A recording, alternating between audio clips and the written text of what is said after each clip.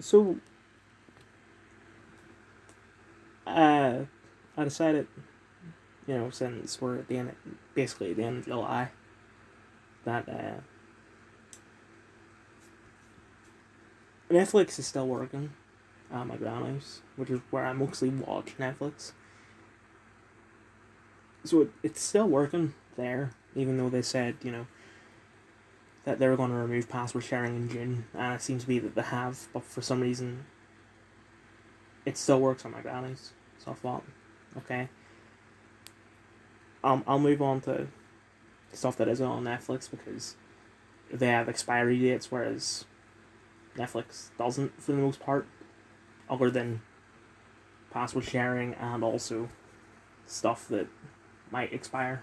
But I was watching Netflix originals, so they weren't going to expire.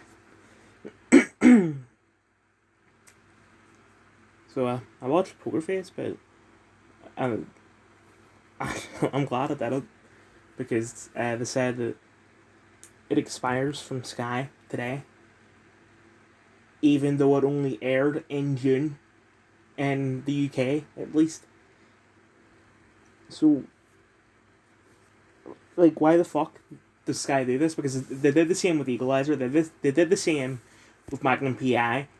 There's something else they did the same for recently. Actually, it wasn't Sky. It was Alibi did Person of Interest. I guess that's a little different because it's a rerun, but still, they aired Person of Interest in May and June, and it expired in June.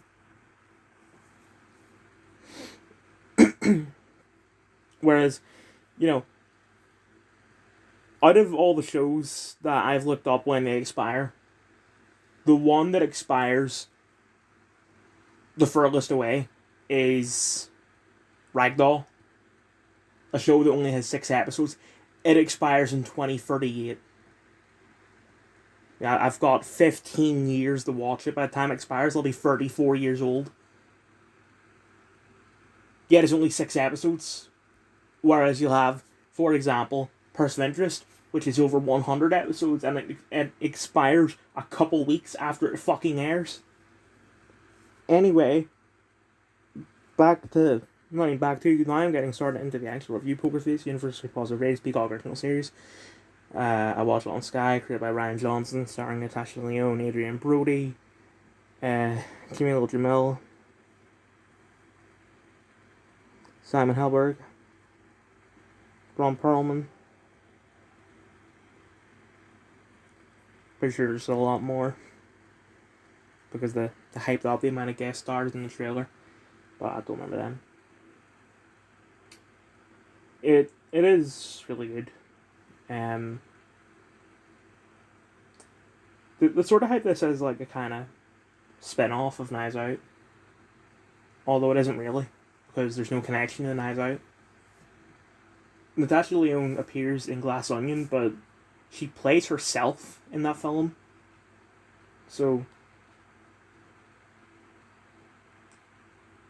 if this takes place in the Knives Out universe, then you have Natasha Lyonne playing herself and Charlie Cale, and like that, it always pisses me off when you have an actor playing different characters in the same universe because they do this all the time, like fucking NCIS cast Katrina Law as Emily Wickersham's replacement, playing a character called Jessica Knight.